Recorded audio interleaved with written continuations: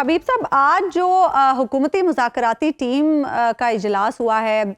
سردار ایاز صادق کی صدارت میں، اس سے خبر یہ آ رہی ہے کہ جوڈیشل کمیشن کے معاملے پر مخالفت پائی جاتی ہے، تو آپ کو کیا لگ رہا ہے، کیا حکومت جوڈیشل کمیشن دے سکے گی تحریک انصاف کو؟ اور دوسری طرف حکومت میں جو پشاور ملاقات ہے اسے لے کر بڑی ٹینشن پائی جاتی ہے، وزیر اعظم کو بھی بریف کیا گیا اس معاملے پر، کہیں یہی چیز تو رکاوٹ نہیں بن رہی مذاکرات کے معاملے میں؟ جہاں تک معاملہ ہے کمیشن کا، تو دیکھیے میں پاکستانی سیاسیات کے ایک طالب علم ہونے کے ناطے یہ عرض کر سکتا ہوں کہ کمیشن کا فائدہ تو اس کا فائدہ پی ٹی آئی کو کم ہوگا اور پاکستان مسلم لیگ نون کو زیادہ ہوگا۔ اس کی وجہ یہ ہے کہ پاکستان مسلم لیگ نون اگر کمیشن بناتی ہے تو اس کی لیجیٹیمیسی میں اضافہ ہوگا، کیونکہ اس کا مطلب یہ ہے کہ پی ٹی آئی نے اس پارلیمنٹ سے بنی ہوئی حکومت کو مان لیا،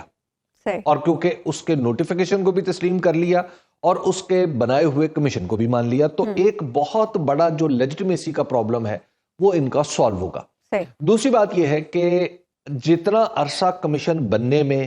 اور پھر کمیشن بنتے ہوئے چلنے میں اور پھر اس کی رپورٹ آنے میں لگے گا، وہ عرصہ یقینی طور پر مجھے ایسے لگتا ہے کہ 1 سال کے لگ بھگ ہوگا۔ وہ 1 سال بھی یہ بڑی عزت سے گزار سکتے ہیں، بڑے سکون سے گزار سکتے ہیں، اور اس معاملے میں ظاہر ہے سینکڑوں ہزاروں گواہیاں ہوں گی، سینکڑوں ہزاروں گھنٹوں کی فوٹیجز ہوں گی جو دیکھنی ہوں گی، عام لوگ آئیں گے، صحافیوں کو بلایا جائے گا اور پتہ نہیں کیا کیا کچھ ہوگا۔ تو جب یہ معاملات آگے بڑھیں گے تو اس کا فائدہ پی ایم ایل این کو ہی پہنچے گا کہ اس کے بنائے ہوئے کمیشن، اس کے دستخط سے جو بنائے ہوئے کمیشنز ہیں ان کے اوپر بھروسہ پی ٹی آئی کر رہی ہوگی اور ان کے ساتھ لیجیٹیمیسی اس گورنمنٹ کو مل رہی ہوگی، اور پھر وہ جو اتنا عرصہ ملے گا وہ بھی اطمینان اور سکون سے گزر جائے گا، اور پھر یہ آخر میں جب رپورٹس آئے گی تو اس کے اوپر پھر ایک نئی صورتحال ہوگی کہ اس کے اوپر کیا بات بنتی ہے۔ تو یہ جو کمیشن دینا ہے یہ تو مجھے یعنی میری خیال میں تو یہ پی ایم ایل این کے فائدے کی چیز ہے۔ اب یہ ان کی مرضی ہے کہ وہ اپنا فائدہ کیسے سوچتے ہیں، وہ ہو سکتا ہے دوسری سائڈ پہ سوچ رہے ہوں، تو یہ چیزیں تو اس طرح بھی ہو سکتی ہیں۔ اب آ جائیں جو غصہ ہے، دیکھیں یہ ملاقات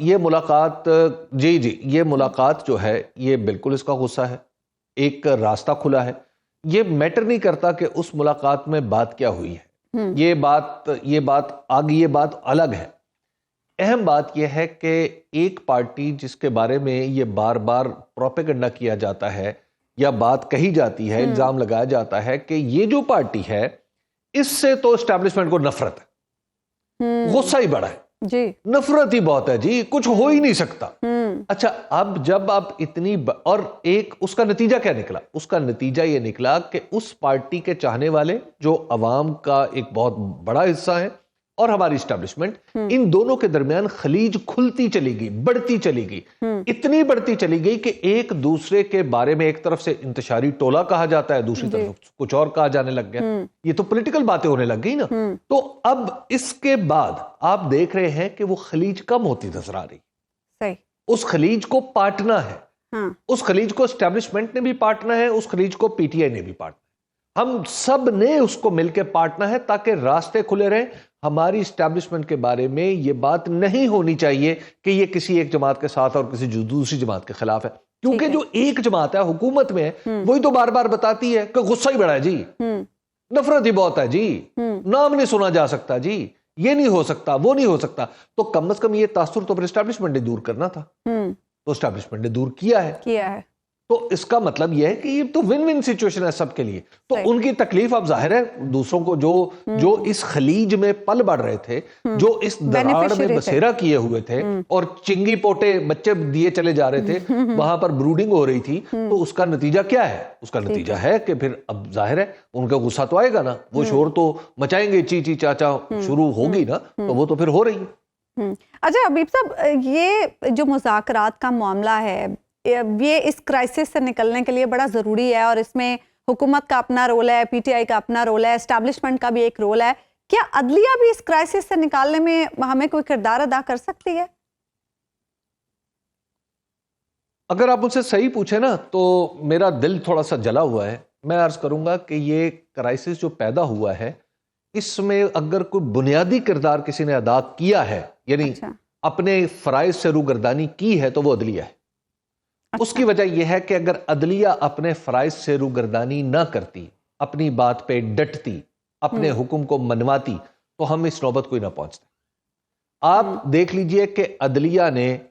پنجاب اور خیبر پختونخوا کے الیکشن کا معاملہ لٹکایا، جی، اس میں تاخیر اور تعویق کی، نتیجہ کیا نکلا؟ معاملات الجھ گئے۔ اس کے بعد الیکشن کا معاملہ، الیکشن کے معاملے میں عدلیہ نے سر نہڑا کے بالکل ایک ملگجے سے اندھیرے میں دست بستہ جا کے کھڑی ہوگی، نہیں جی ساڈا کام ہی نہیں، ہماری بات نہیں، ہمارا کیا مسئلہ ہے جی اس میں۔ اچھا، اس کا نتیجہ کیا ہوا؟ الیکشن میں دھاندلی ہوئی، کرائسس مزید گہرا ہو گیا۔ اور اس کے بعد جسٹس قاضی فائز عیسیٰ جیسا شخص، اور اس کو جب جہاں پہ روکنا تھا جسٹس قاضی فائز عیسیٰ کو، اس کے برادر ججوں نے بھی روکنا تھا، لیکن نہیں روکا اس کو، نہیں روکا۔ ہاں، اس شخص نے پاکستان کی عدلیہ کو برباد کر دیا۔ اس نے 26ویں ترمیم کا لوٹوں کے ذریعے راستہ کھول کے اس نے اپنے اس ادارے کو برباد کر دیا جس کا وہ سربراہ تھا، اور اس ادارے میں جو خاموش رہے، یہ ان کی بھی خرابیاں تھیں، صحیح، اور پھر 26ویں ترمیم ہونے دی۔ پھر دیکھیے آج عدلیہ جو ہے، عدلیہ کے سامنے کچھ امپورٹنٹ کیسز، اگر وہ ریزالو ہو جائیں بہت سارے مسئلے حل ہو جائیں گے۔ ملٹری کورٹس کا مسئلہ حل کر دیں نا، ٹھیک ہے، ٹھیک ہے۔ اس اچھا، میں یوں ہے، یہ ہے، لفظ ایسے ہے، وہ ایسے ہے، اس کے بعد جو اسپیشل سیٹوں کا معاملہ ہے وہ حل کر دینا، ٹھیک ہے، ٹھیک ہے۔ اچھا حبیب صاحب، 26ویں آئینی ترمیم کا مسئلہ حل کر دینا۔ جی جی تو جی، جب یہ مسئلے حل ہو جائیں گے، یہ کرائسس خود بخود حل ہو جائے گا۔ اچھا حبیب صاحب، ڈونلڈ ٹرمپ نے حلف اٹھا لیا ہے، اور بہت سارے لوگ جو کہنے والے ہیں وہ یہ کہہ رہے ہیں کہ پاکستان کے معاملات پر ان کی کوئی خاص نظر نہیں ہوگی، کیونکہ پاکستان ان کی ترجیحات میں ابھی کہیں نہیں ہے۔ کیا واقعی پاکستان اتنا irrelevant ہو گیا ہے کہ امریکہ کے معاملات میں وہ کہیں بھی نہیں ہے، امریکی ترجیحات میں کہیں بھی نہیں ہے؟ پاکستان نے پچھلے کچھ عرصے سے جس طرح کی حرکتیں کی ہیں خارجہ پالیسی کے حوالے سے اور دیگر معاملات میں، اس میں واقعی ایسے لگتا ہے کہ پاکستان دنیا میں امریکہ تو کیا، بہت سارے دوسرے ملکوں کی ترجیحات میں بھی شامل نہیں رہا۔ اچھا، اب دنیا کسی اور طرف جا رہی ہے، ہم پاکستان کے اندر اپنا ہی کرائسس کریٹ کرتے ہیں اور اسی پانی میں مدانی ڈال کے پھر رڑکنا شروع کر دیتے ہیں، اور توقع یہ ہوتی ہے کہ ہم اس میں سے استحکام برآمد کریں گے، ہم اس میں سے استحکام کا مکھن اور خوشحالی کی گھی نکالیں گے۔ ایسا ہوتا نہیں ہے۔ ہم نے چونکہ ہماری نااہلیوں اور نالائکیوں نے معاملات کو